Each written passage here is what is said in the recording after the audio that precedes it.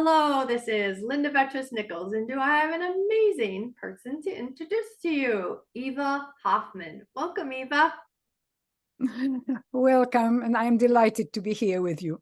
Wonderful to have you. Okay, so feel everything with love. You have been a teacher all your life. Have you been a lifelong learner too? Well, that's a very interesting question. I have been a lifelong learner, but I never liked school. Oh, Uh, me yes, neither. yes, I know it must be a disappointment to very many people, but I didn't like it when I was little. I didn't like it as a teenager. Okay. Yes, I What come was the turn off? Yeah, go ahead. from a very loving family. Okay.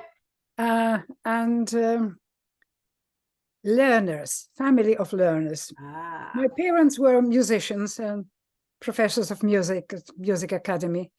oh, But the interesting thing is that I remember my last meeting with my father when he was 87, I think. okay. I walked into the house and the first thing he said, "Look what I have just learned." Wow. I had an incredible example of people who kept learning. Yeah. And the moment I left school, things changed. Somehow, I promised myself that if I see my students bored to Right. tears, I'm going to change my profession. I think this is a crime, Wow. really. To, Yeah. Is that what I you didn't like about school? Was that you were bored? I was not a bad student. It's interesting because my friends remember me as a very good student. Ah. I don't think I was. I I mean, I got the right grades. Okay. I managed everything that I needed to manage. I passed all the exams. There was no problem of that kind. Okay. There was no heart in the learning. I Nah, had only gotcha. one teacher who really taught me something very important, something I carry on until today. But that is not really good enough. So I promised myself that I'm going to be a teacher that children and teachers and students will remember in a different way. Ah, okay. Very And cool. I hope I have lived up to the promise. I really hope. Very nice. Cool. Okay. And so when now you've raised a family, my goodness, you have grandchildren and great grandchildren, and you're enjoying watching little ones grow up right now as well in your family. It's it's been a very interesting journey because I experienced education uh, as a child and a teenager. I experienced it again when my children were in school, then again when my grandchildren were at school, and now I'm experiencing it all over again with my great grandchildren. Three of them are already at school. Yeah. Wow. And the idea is that feeling love is so important. People can be loved, but if they don't feel love, that's a whole different thing. So loving education, loving learning, loving your teachers, I that sounds like a really important foundation for you. Yes, everybody always said, "Oh yes, you love your students. Oh yes, your students are so loved." Yes, but most importantly, I've been extremely interested in people. Yeah. And when you get to know them, when you are interested in them, there is the next step is loving them. Right. And yes, and I have loved teaching. And when I have a chance to teach whoever it is, I feel the connection, and I think I feel love. Yeah.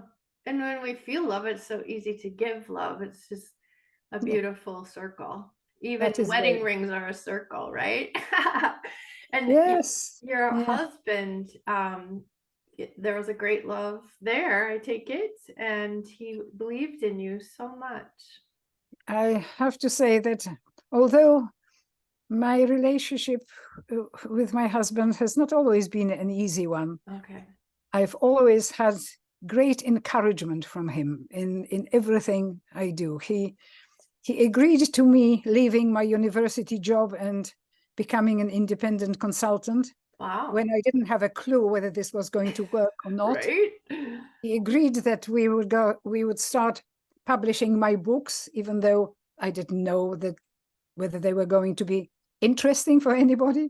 Right. Uh, he encouraged me to take the job at the university in Cyprus, where I was basically a campus director running the university. Okay. I didn't know whether I was going to be able to do that. And he said, until you try, you'll never know. Ooh, And nice.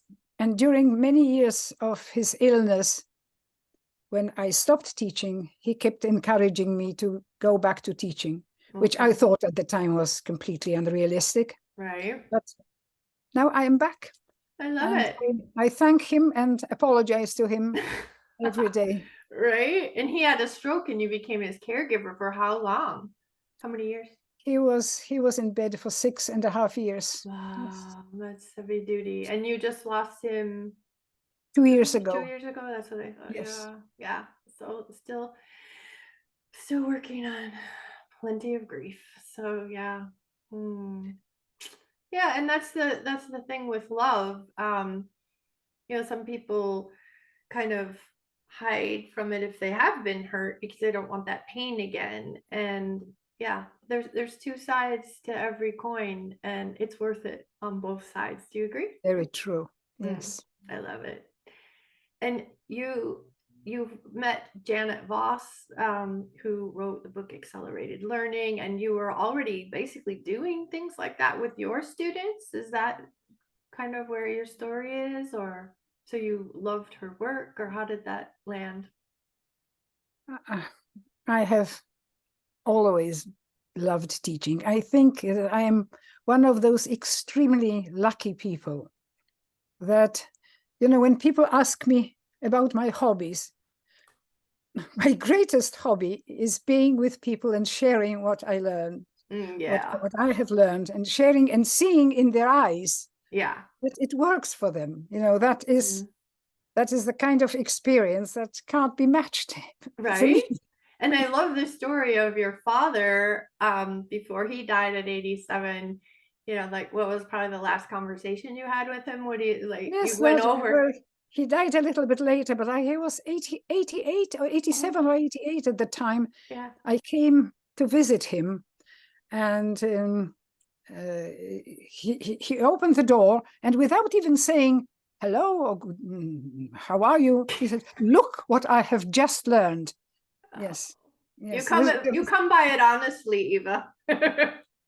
This is most memorable experience. Yes, So he's cool. always been learning, and he was a musician, a pianist, a professor of music at the Wow. academy. But when he ran master classes, for example, in Finland, I remember he would meet with scientists, with doctors, with brain specialists, I remember. And he came from Finland showing me, look at the brain, look how much the thumbs take, how much space the thumbs take in the brain. Look at the picture. Oh, He was, cool. yeah, although, he was not a scientist, but he was always fascinated with science, with psychology. He's Wow. been learning all his life. Yes. And Very, very and I cool. think I must have inherited that. You think? Beyond a shadow of a doubt, I'd say. I love it. Thank you so much for sharing with us. My great pleasure. Same here. Bye bye. Bye for now.